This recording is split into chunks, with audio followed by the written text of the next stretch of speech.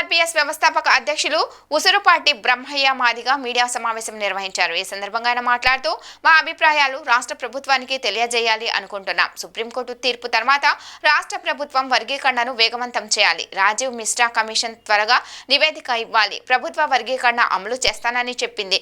1994లో MRPS ఉద్యమం ఏర్పడింది। Ramachandra Raju commission ద్వారా అప్పుడు ఏపీలో అమలులోకి వచ్చింది। 1994 నుంచి 2004 వరకు వర్గీకరణ అమలు జరిగింది। జనాభా తమాషా ప్రకారం వర్గీకరణ చేశారు। ఇప్పుడు మళ్ళీ సుప్రీంకోర్టు వర్గీకరణకు అనుకూలంగా తీర్పు వచ్చిందని అన్నారు। పద్ధతి కలిగితేనే శాశ్వత పరిష్కారం అని చెప్పి అనుకుంటే ఆ పరిష్కార దిశగా మీరు ముందు అడుగులేయండి। మీతో కలిసి మేము కూడా నడవడానికి ప్రయత్నం చేస్తామని చెప్పి ఆంధ్రప్రదేశ్ మాదిగ రిజర్వేషన్ పోరాట సమితి పక్షాన్ని కూడా అన్నకి నేను అప్పీల్ చేస్తూ ఉన్నాను। 341 ఆర్టికల్ని సవరించి దానికి శాశ్వత చట్టబద్ధత కల్పించి దానికి శాశ్వత పరిష్కారం చూపించే విధంగా మీరు అడుగులు ముందుకేస్తే మీతో కలిసి పనిచేయడానికి మీతో కలిసి నడవడానికి మాకు ఎలాంటి అభ్యంతరం లేదన్నా। అలా కలిసి నడవకపోతే సమస్యను పరిష్కరించుకోకపోతే మాలామాదిగల మధ్య ఈ సమస్య మరింత అగాధంగా మారితే అది ఈ జాతులు మొత్తం కూడా ఈ జాతులు కలయిక విఘాతంగా మరిగితే భవిష్యత్తులో మాలామాదిగలు కలిసి ఉండేటువంటి పరిస్థితి రాకుండా పోతుంది కనుక దానిని ఆపాల్సిన బాధ్యత మాల సామాజిక వర్గంలో నాకు ఊహ తెలిసిన నాటి నుండి మీరు ఎంపీగా ఉన్నారు, నాకు ఊహ తెలిసిన నాటి నుండి మీరు రాజకీయాల్లో ఉన్నారు।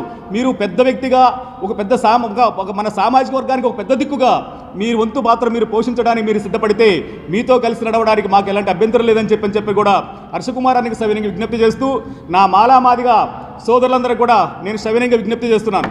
ఒక మాదిగ రిజర్వేషన్ పోరాట సమితి వ్యవస్థాపకుడుగా ఒక మాదిగ రిజర్వేషన్ పోరాట సమితి ఉద్యమం నుంచితో పాటు 1985లోనే కారంచేడు ఘట్టం నుంచి దళిత విద్యార్థి నాయకత్వంలో పాల్గొనేటోళ్ళంగా చుండూరు సంఘటన నుంచి విద్యార్థి దశలో ప్రతిపద్మారావు గారి నాయకత్వంలో ముందుకు నడిచినటోళ్ళంగా ఈరోజు ఈ సమాజంలో ఉండబడినటువంటి దళితులను చూస్తూ ఉంటే గౌరవ పెద్దలు కన్షీరామ్ గారు 94లోనే ఆంధ్రప్రదేశ్కి వచ్చి తిరిగిపోతూ మాలామాదిగల మధ్య ఉండబడిన ఆ వ్యత్యాసాన్ని ఆ రోజు గమనించిన ఆయన భవిష్యత్తులో ఆంధ్రప్రదేశ్లో దళితులకు రాజ్యాధికారం అనేది కనుసూపు మేరలో కనబడుతుందని చెప్పని ఒక దార్శనికుడైనటువంటి కన్షీరామ్ 30 సంవత్సరాల క్రితమే చెప్పాడు।